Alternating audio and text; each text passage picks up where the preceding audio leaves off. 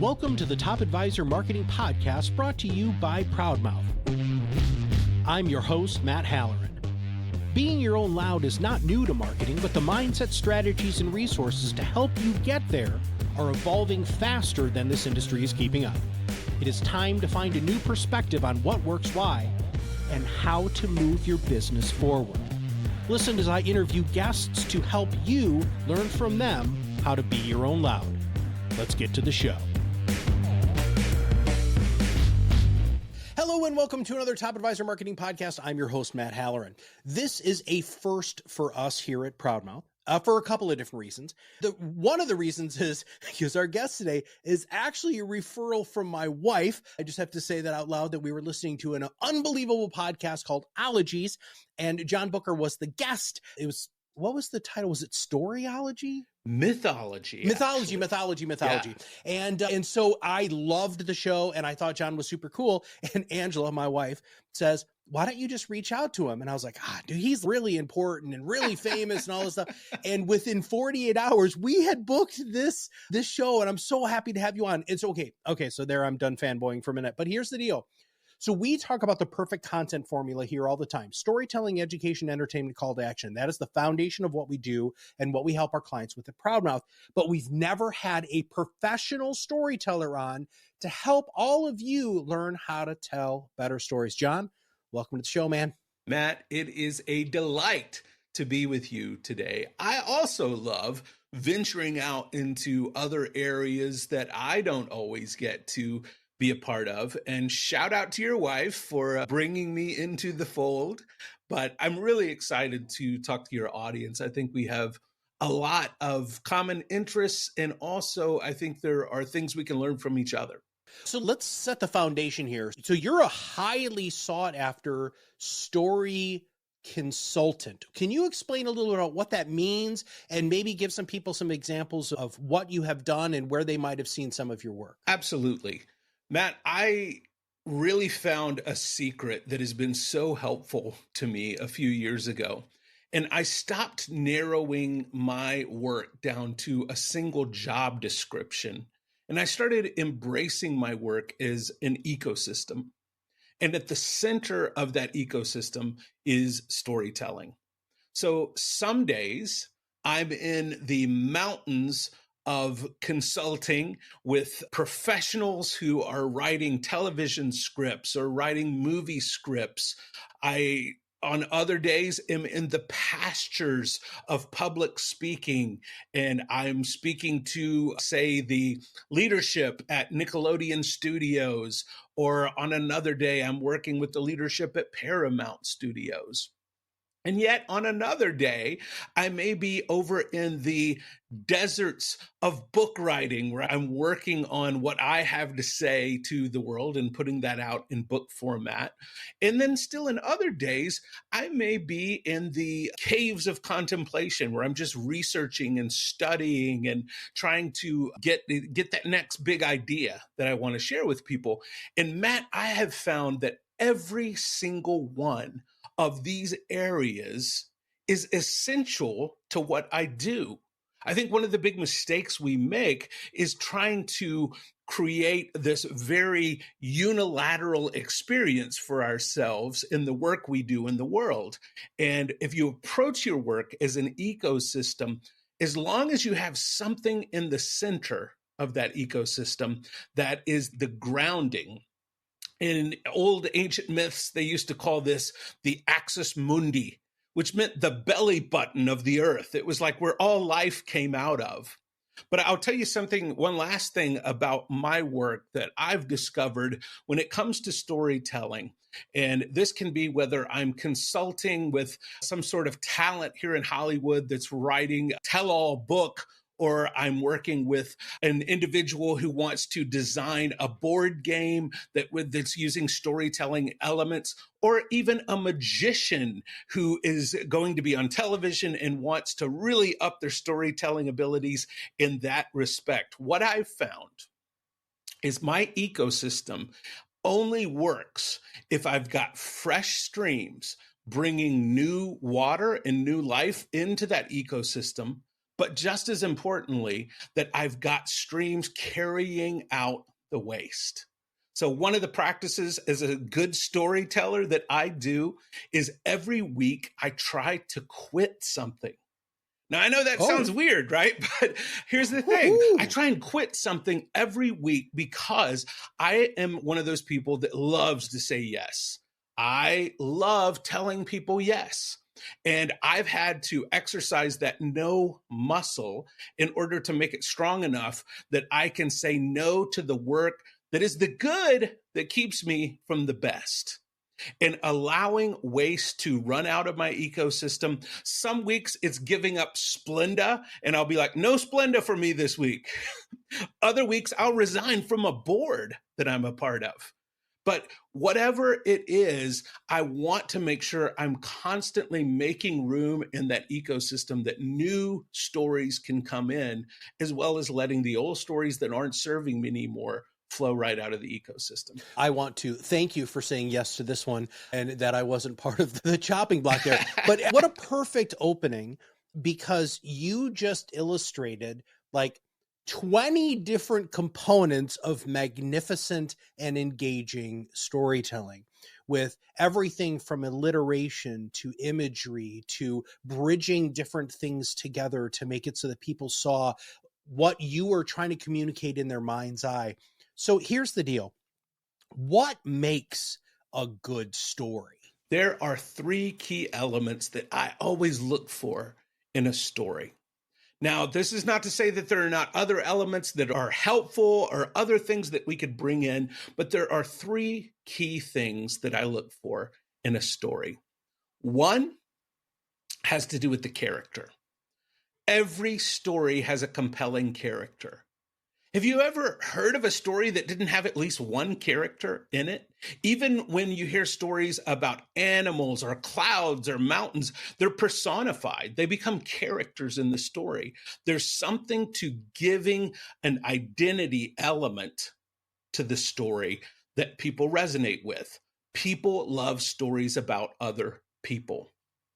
The second thing that I look for in a story is a problem. Conflict is essential to storytelling.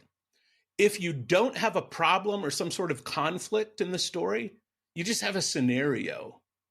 And a scenario can be interesting, but most of the time a scenario is pretty boring.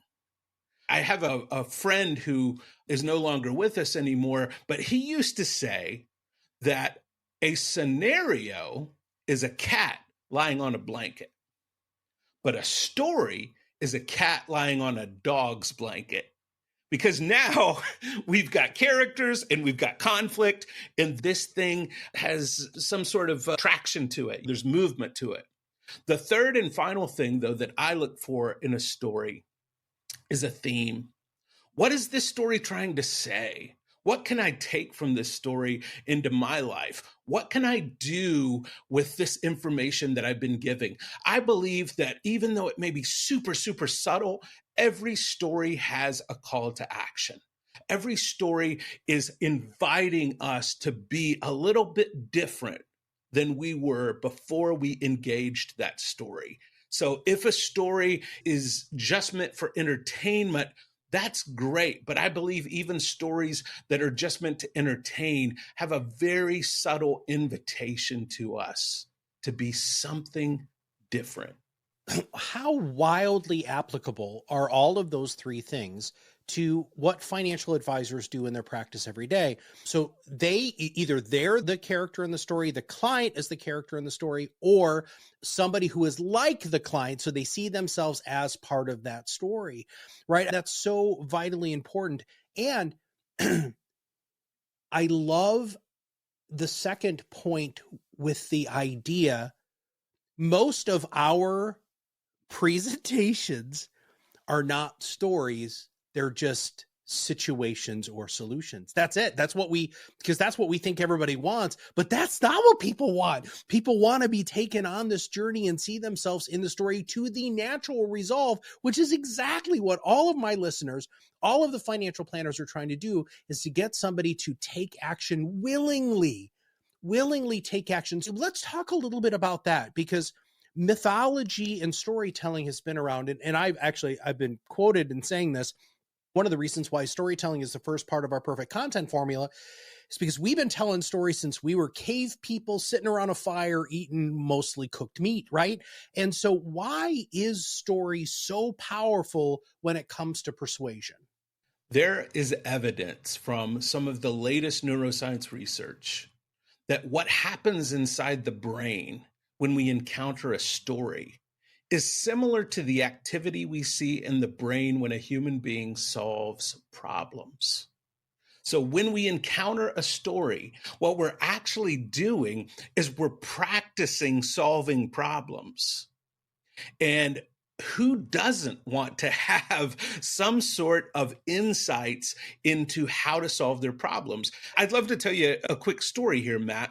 I have been working with a financial team this last year for the first time in my life. It's the first time I've ever taken that chance and taken that risk to work with a team of financial advisors.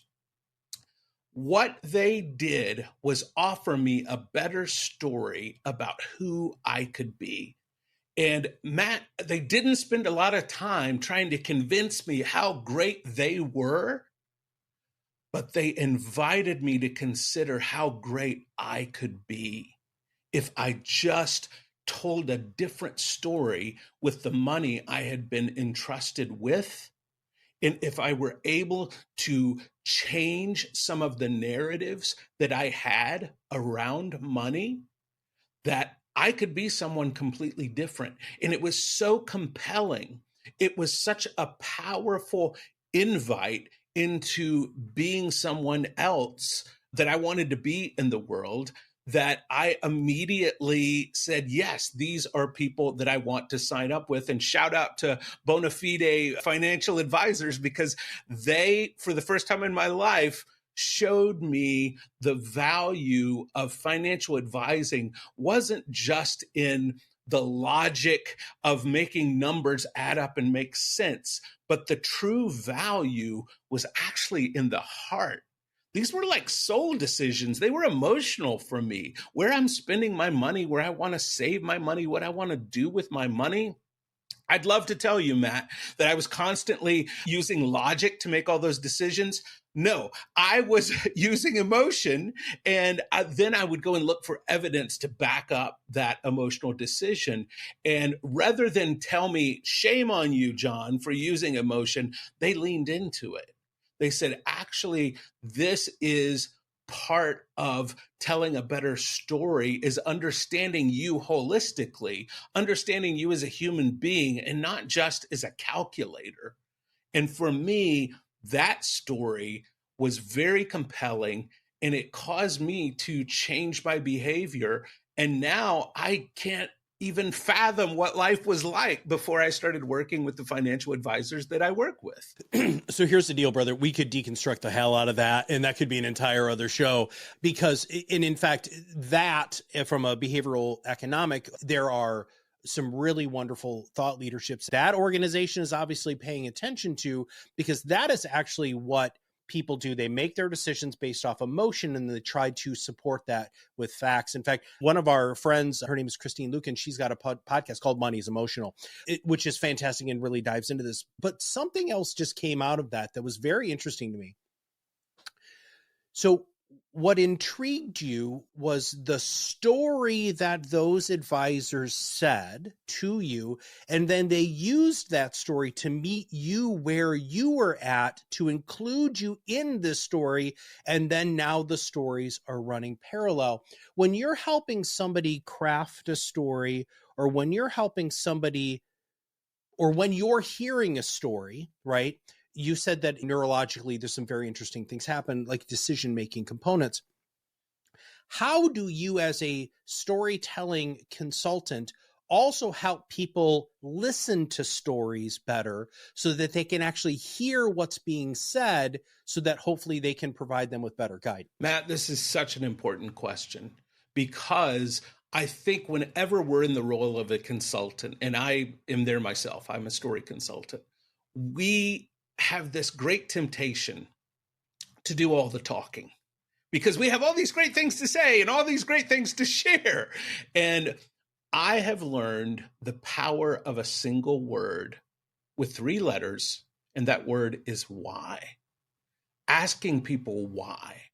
The financial team that I was working with, yes, they asked me initially about my values, probably something that's fairly common for a financial advisor to ask of their client.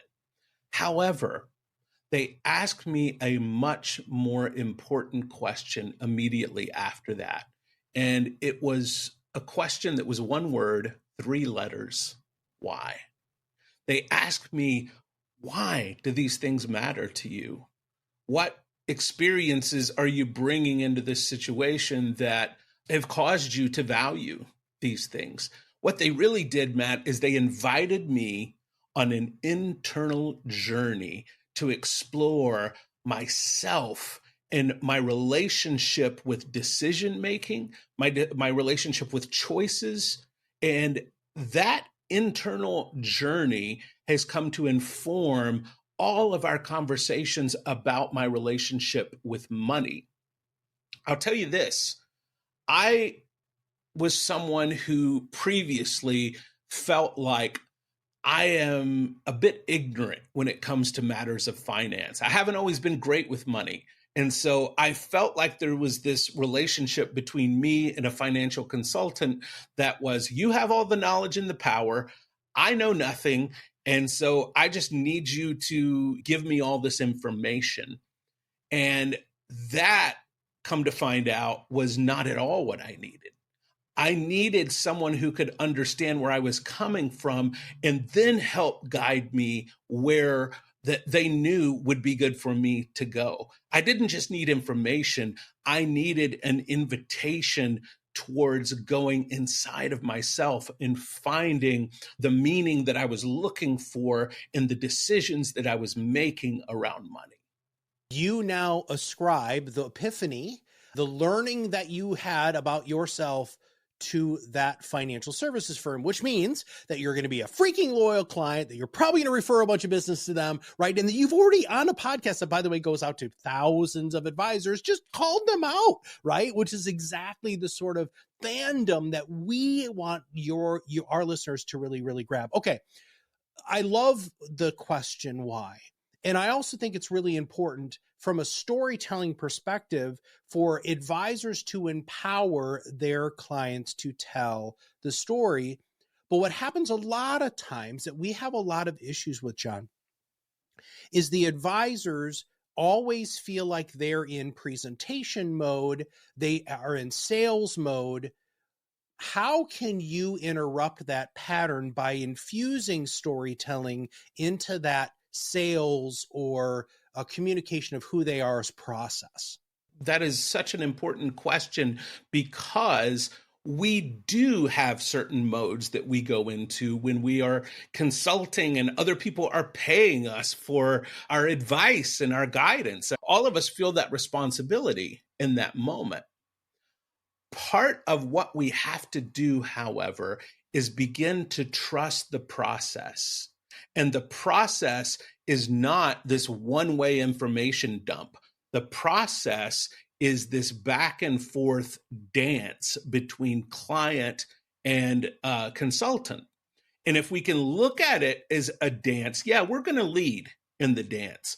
But if you just pick that client up and start moving them all over the floor, it's not going to be a very graceful experience for them. Part of what makes a good experience for a client is also what makes for a good story. And that is, there's always a bit of vulnerability in the story. We always find out something that is going on under the surface or behind the scenes.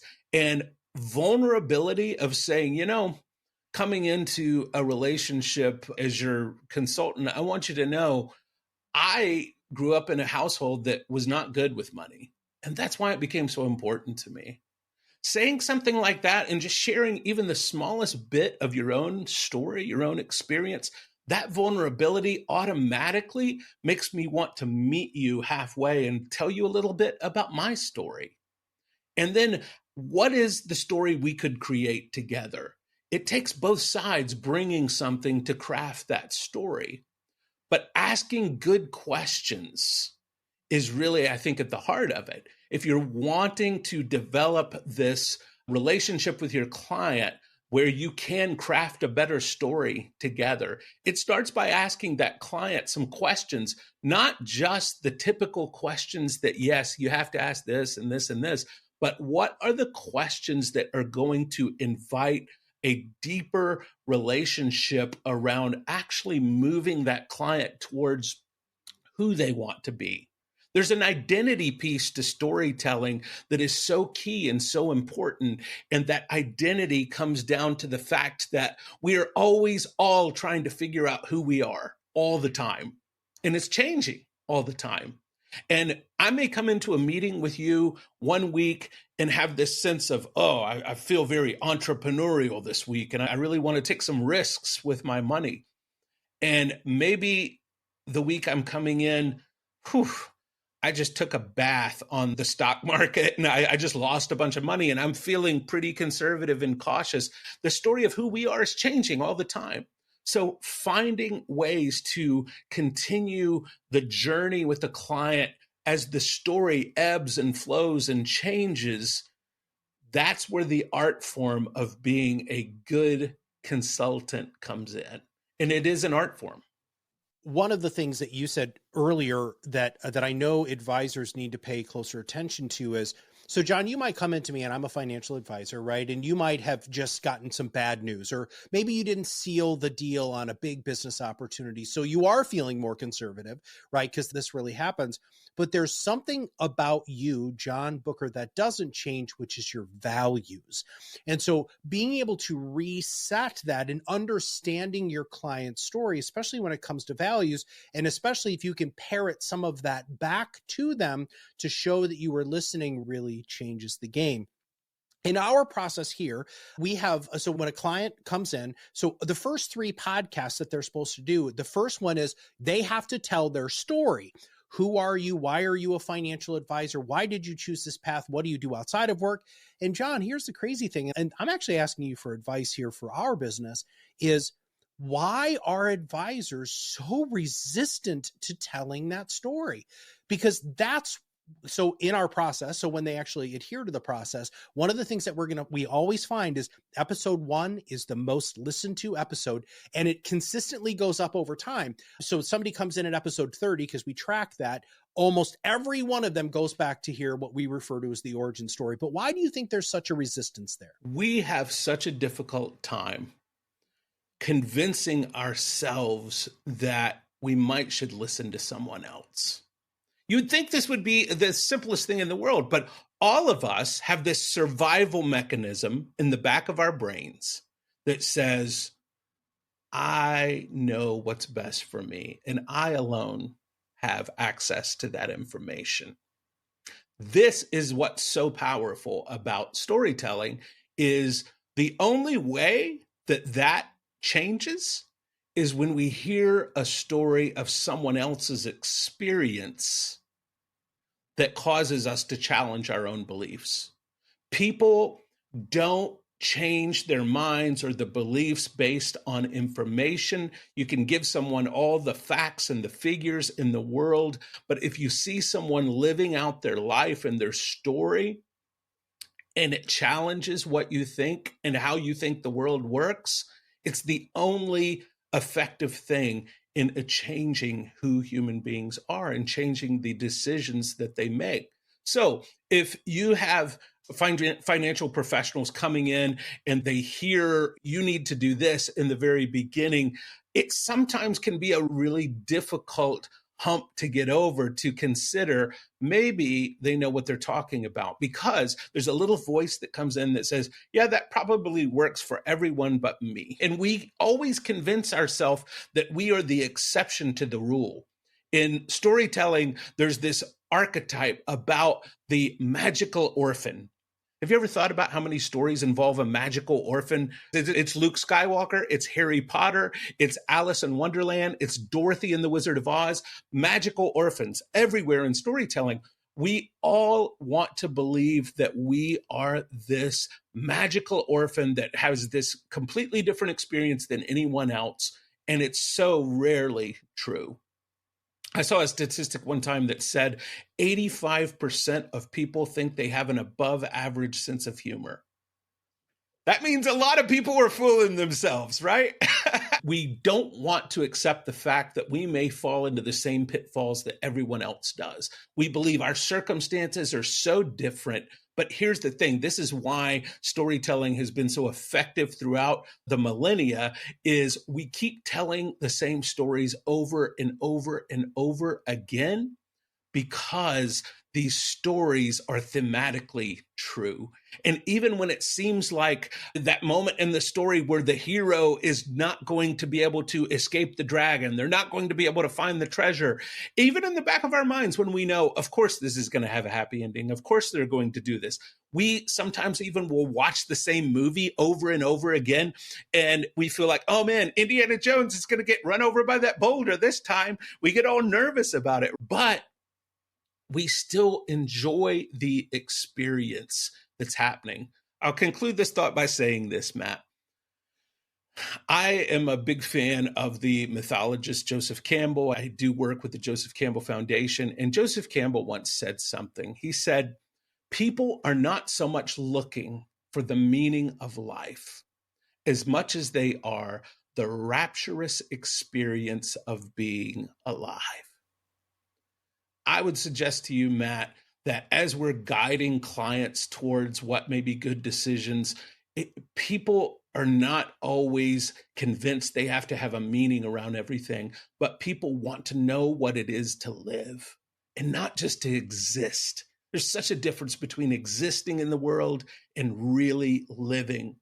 And what people want to experience in their lives, and they want to make sure their money can be a vehicle for, is that rapturous experience of being alive. So if somebody wants to go ahead and reach out to you to help them with their story, hire you as a speaker, anything along those lines, where should they go? It's very simple. My website is tellingabetterstory.com. You can find all my social media there. I highly encourage you to sign up for my email list on my website. If you do, I have a brand new ebook that I've just put out called Understanding Storytelling. I'll give it to you for free if you'll sign up for my email list.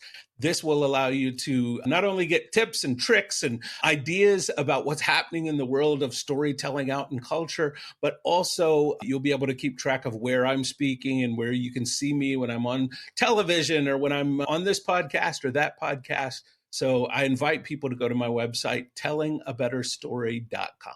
I don't always have time to ask this question, but it's one of my favorite questions to ask, which is, what should I have asked you that I didn't? Been all aflutter if you had asked me about is, what is the story you are trying to tell with your money? And I'd love to answer that question for you, because the story I'd like to tell with my money is that I was wise, but I was kind. I feel like we live in a world that wisdom can be a very subjective thing, and what one person feels is wise may not be what another person feels is wise. But I feel like kindness is one of those things that we know it when we see it. And we live in a world that is lacking in kindness. And I know outside of the nonprofit sector, kindness is not a word we often associate with money. But I believe that money being a vehicle can be a vehicle to allow us to be kind. And I don't just mean by giving money away, because that money actually can transform who we are and becomes an invitation into being who we want to be. Resources allow us to be better people if we choose to be. And that's what I want to choose to be is wise and kind. John Bucher, dude, I'm just so happy you were here. Thank you very much for all of your wisdom. I have a feeling this is going to be a very widely shared episode because I know financial services professionals are always looking for ways to make a deeper connection with their clients. And as you have said, storytelling is the key. It isn't the greatest new product, isn't the greatest pie chart, it isn't the best pie chart, bar graph. What it is really, truly being able to make a true emotional connection with your clients. And there's no better way to do that except through story. So for John and all of us here at ProudMouth, this is Matt Halloran, and we'll see you on the other side of the mic very soon. Thanks for listening to the Top Advisor Marketing Podcast, brought to you by ProudMouth. If you want to know more about how you can be your own loud, visit us at ProudMouth.com and sign up for the PodRocket Academy. Through courses and office hours led by professional podcast producers and digital marketers, you will learn everything you need to know to become the trusted subject matter expert you were meant to be.